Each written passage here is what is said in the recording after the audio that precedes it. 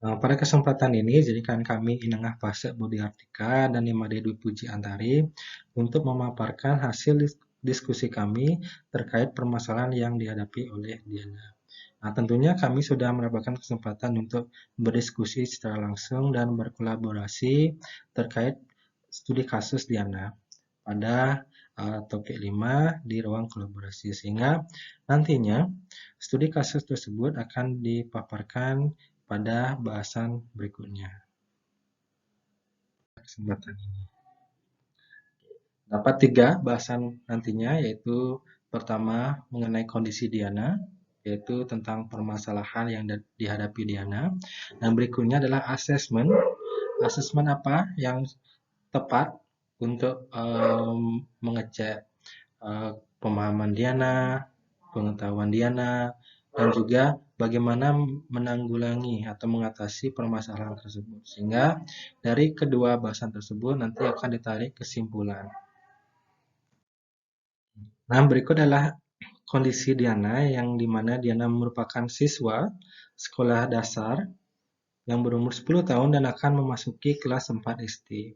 Sehingga wali kelas 4 SD nantinya akan mengetahui proses pembelajaran yang sudah dilakukan Diana sewaktu kelas 3 SD.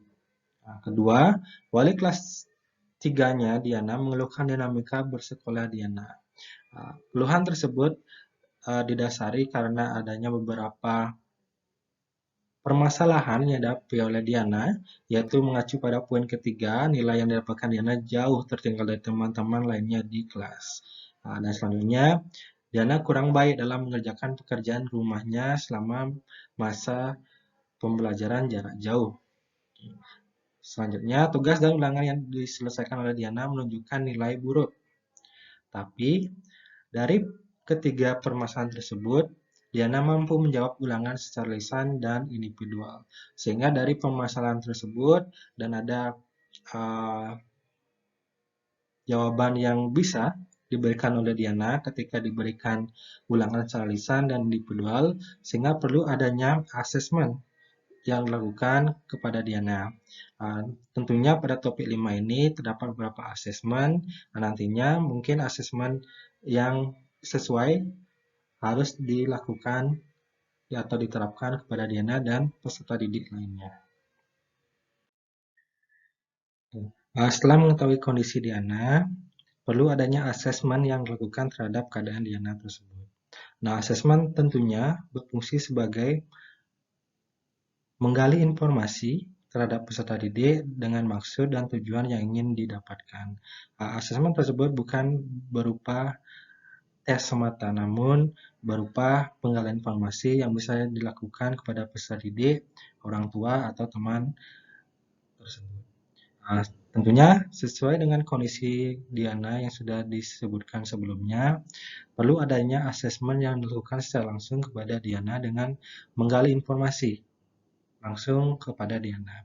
Nah, informasi ini ingin mengetahui pembelajaran yang sudah dilakukan, permasalahan yang terjadi ketika pembelajaran jarak jauh. Tentunya mungkin ada indikasi bahwa ada permasalahan terkait perangkat digital atau koneksi internet, sehingga hal tersebut ingin diketahui kepada Diana secara langsung, mengingat proses pembelajaran jarak jauh tersebut memberikan beberapa permasalahan kepada Diana berupa nilai dan juga tugas yang tidak dapat diselesaikan. Selain itu, informasi juga perlu dilakukan terhadap orang tua Diana. Nah, dengan melakukan komunikasi dengan orang tua Diana, nantinya akan mendukung apakah informasi yang diberikan oleh Diana tersebut sesuai dengan informasi yang diberikan oleh orang tua Diana. Mengingat pembelajaran jarak jauh juga dilakukan di rumah masing-masing peserta didik, sehingga pengawasan dari orang tua juga lebih mendominasi daripada pendidik, sehingga informasi yang diberikan oleh orang tua akan mendukung informasi yang disampaikan oleh Diana. Nah, selain itu, informasi tambahan juga bisa dilakukan dengan menanyakan secara langsung kepada teman-teman Diana. Hal ini perlu dilakukan mengingat pembelajaran jarak jauh, perlu adanya komunikasi lebih dengan peserta didik dan pendidik. Sehingga hal ini informasi tambahan kepada teman-teman Diana akan menjawab langsung permasalahan yang dihadapi oleh Diana. Nah, mungkin teman-teman dari Diana tersebut mengetahui permasalahan dan alasan kenapa Diana tidak mengerjakan tugas secara maksimal ketika PJJ berlangsung. Nah, tentunya nantinya ketika menginjak kelas 4 SD, wali kelas atau guru yang mengajar di kelas 4 tersebut dapat memberikan asesmen diagnostik kepada peserta didik dan dalam hal ini Diana. Asesmen diagnostik ini bertujuan untuk mengetahui pemahaman awal peserta didik, berikut juga karakteristik dan gaya belajar peserta didik. Sehingga hasil dari asesmen diagnostik ini akan menjadi pedoman untuk melaksanakan pembelajaran berikutnya. Selain itu, refleksi di akhir pembelajaran juga perlu dilakukan. Refleksi ini juga merupakan asesmen dengan mengundang peserta didik secara langsung untuk terlibat langsung untuk menyampaikan perasaan terhadap proses pembelajaran yang berlangsung dan juga disertai dengan pemahaman yang didapatkan terhadap materi bahasan atau mungkin hal-hal yang ingin didalami kembali terkait materi bahasan yang sudah disampaikan dan minat atau bagian proses pembelajaran mana yang menarik bagi peserta didik. Sehingga dari hasil refleksi tersebut akan menjadi pedoman selanjutnya untuk guru dalam hal ini untuk meningkatkan proses pembelajaran di tahap berikutnya. Sehingga asesmen terhadap keadaan Diana tersebut bisa dilakukan secara langsung kepada Diana melalui komunikasi dengan orang tua dan juga didukung dengan informasi yang diberikan oleh teman-teman Diana.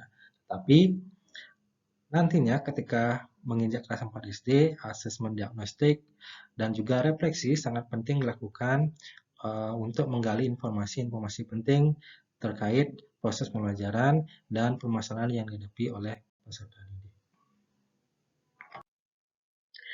Baik, terima kasih atas waktu yang diberikan. Di sini nama saya Nimari Fujiantari. Di sini saya akan melanjutkan presentasi tentang jenis-jenis asesmen yang sesuai dan dapat diberikan kepada Diana. Jadi mengacu pada kondisi-kondisi Diana sebelumnya yang telah dibahas oleh Pak Budi Artike, ada berbagai pertimbangan tentang jenis asesmen yang dilakukan. Jadi jenis asesmen yang tepat dan sesuai setelah diskusi kami diberikan kepada Diana yaitu performance assessment. Namun perlu diingat, jadi assessment yang diberikan itu tidak hanya mengacu pada satu siswa saja, namun assessment ini akan diberikan kepada seluruh siswa yang berada di kelas tersebut.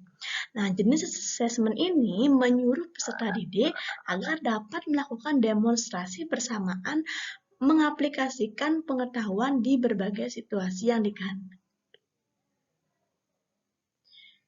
Hal ini relevan dengan kondisi Diana yang dimana ia memiliki nilai yang jauh tertinggal dari teman-temannya. Namun Diana mampu menjawab ulangan secara lisan dan individual. Jadi sebagai contoh, melalui performance assessment ini Diana dapat diberikan tugas unjuk kerja dengan mempresentasikan hasil tugas tersebut secara lisan. Nah, selain itu Diana juga dapat diberikan ulangan secara lisan di mana hal ini akan mampu untuk mengukur pemahaman Diana tersendiri dan siswa-siswa lainnya terkait dengan materi bahasan yang diberikan pada saat itu. Lalu apa sih kesimpulan yang dapat kita ambil dari kasus Diana ini? Dan kesimpulan apa sih yang bisa kita ambil dari asesmen yang kita berikan kepada siswa dengan kondisi Diana ini? Jadi, asesmen sangat perlu dilakukan untuk mengumpulkan informasi yang diperlukan tentang peserta didik dan kelas untuk maksud-maksud pengambilan keputusan. Nah, pengumpulan informasi terkait asesmen tersebut dapat dilakukan dengan menggali informasi langsung kepada peserta didik itu sendiri, baik teman-temannya juga maupun orang tua dari peserta didik itu. Nah, informasi yang dikumpulkan ini dan informasi yang dilakukan ini dapat digunakan sebagai rencana tindak lanjut atas hal-hal apa sih yang akan dilakukan nanti pada pembelajaran selanjutnya. Selain itu, jenis asesmen juga perlu diperhatikan untuk dapat disesuaikan dengan kondisi dari peserta didik. Nah, oleh karena itu, asesmen ini perlu melibatkan berbagai pihak dan perlu adanya pengkondisian jenis asesmen sesuai dengan apa sih yang akan diaplikasikan dalam pembelajaran. Sesuai juga dengan situasi dan kondisi dari peserta didik itu sendiri. Lalu hal apa sih yang bisa dipelajari dari adanya kasus Diana ini? Jadi refleksi diri saya itu setelah mempelajari topik 5 ini, jadi kita sebagai calon guru perlu sekiranya untuk mengetahui kondisi dan karakteristik peserta didik itu sendiri. Jadi selain kita menggali informasi terkait dengan peserta didik itu baik dengan assessment diagnostik yang non kognitif maupun peer assessment maupun informasi dari guru sebelumnya yang sudah mengajar di kelas tersebut, mungkin ada siswa-siswa yang memiliki kendala dalam pembelajaran, baik dalam hal menjawab soal ulangan, baik nilainya yang jauh tertinggal seperti kondisi Diana maupun permasalahan dan kendala-kendala lainnya. Jadi sebagai calon guru perlu halnya untuk memahami betul bagaimana karakteristik, bagaimana kondisi peserta didik, apa yang menyebabkan hal itu terjadi, itu perlu digali lebih dalam lagi. Nah, dalam hal itu perlu juga untuk mempelajari tentang assessment-assessment yang akan digunakan dalam pembelajaran. Jadi melalui mata kuliah pemahaman tentang peserta didik dan pembelajaran ini, khususnya topik 5 ini, sangat banyak membantu saya khususnya sebagai calon guru untuk ternyata ada ya siswa yang kondisinya begini, jadi perlu assessment yang begini.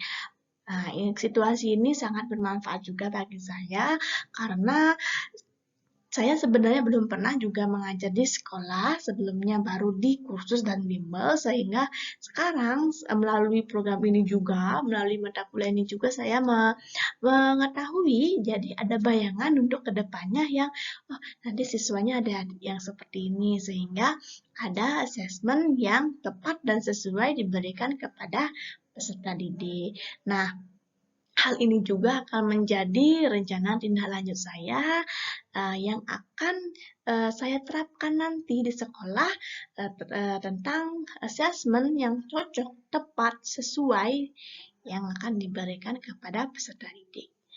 Baik, itu saja dari saya. Terima kasih atas waktunya. Nah, setelah bahasan disampaikan mengenai kondisi dan asesmen yang sesuai dilakukan terhadap kondisi Diana, berikut adalah refleksi yang bisa diambil. Tentunya dari kegiatan ini, dari berdiskusi dan berkolaborasi sehingga adanya poin-poin yang bisa disampaikan pada kesempatan ini, ada beberapa rangkaian yang bisa diambil sebagai hal baru. Nah, tentunya dari diskusi tersebut perlu adanya untuk saling menghargai pendapat satu dengan pendapat yang lainnya. Sehingga hal ini akan mengembangkan jiwa kepemimpinan dalam diri sebagai calon guru nantinya. Tentunya pengembangan diri tersebut bisa diambil dari karakter untuk menghargai pendapat satu dengan pendapat yang lainnya. Tentunya juga ada pemecahan masalah yang bisa diambil dan tentunya untuk mempresentasikan hasil yang dicapai. Selanjutnya, terhadap kondisi Diana tersebut, hal baru yang didapatkan yaitu pentingnya asesmen yang dilakukan terhadap peserta didik. sehingga kondisi-kondisi atau permasalahan yang dihadapi oleh peserta didik akan dijawab melalui rangkaian asesmen yang dilakukan. Nah, selain itu, asesmen juga perlu dilakukan terhadap peserta didik secara langsung melalui orang tua dengan komunikasi dua jarak dan juga informasi tambahan melalui komunikasi dengan peserta didik lainnya. Tentunya asesmen ini bukan hanya berupa nilai atau tes yang dilakukan kepada peserta didik, tapi informasi yang digali dengan tujuan dan maksud yang ingin dicapai.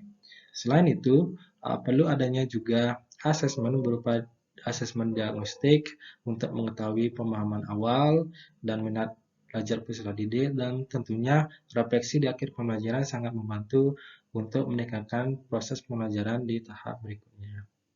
Nah, selain itu, asesmen juga perlu dilakukan dengan tepat, sehingga beberapa asesmen atau jenis-jenis asesmen yang dipaparkan pada topik 5 tersebut bisa dipilih sesuai dengan materi bahasan, topik bahasan, dan juga perkembangan peserta didik dalam hal ini, pengetahuan, minat belajar, dan karakteristik peserta didik. Sehingga asesmen yang sesuai tersebut akan mampu mengukur pemahaman dan pengetahuan peserta didik secara tepat.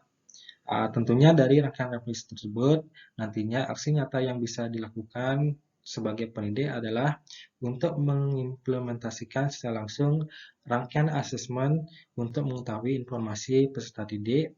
Dan tentunya tadi sudah disebutkan melalui peserta didik secara langsung, orang tua, dan juga peserta didik lainnya.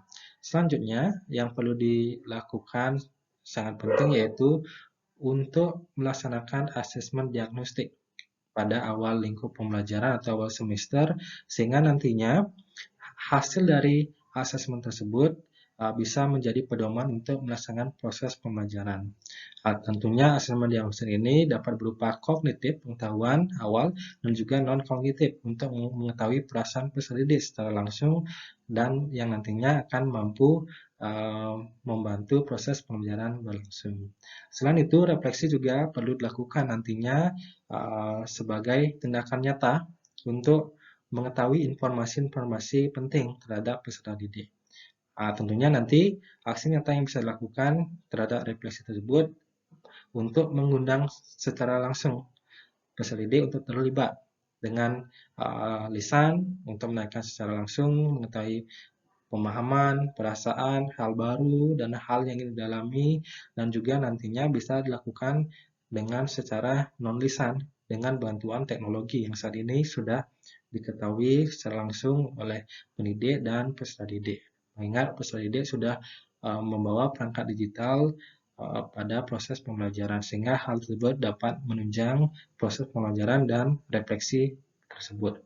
Nah, pada saat ini refleksi juga bisa dilakukan secara langsung melalui Google Form, yang dimana peserta didik akan diminta untuk mengisi form tersebut sesuai dengan hal yang ditanyakan. Mengingat refleksi secara langsung hanya ada beberapa peserta didik yang mampu atau ingin memberikan pendapatnya. Tetapi asesmen tersebut dalam non-lisan berupa refleksi akan membantu peserta didik memberi ruang secara rata, sehingga peserta tersebut akan mampu memberikan informasi sesuai dengan hal yang dialami. Nah, sekian refleksi dari saya. Terima kasih.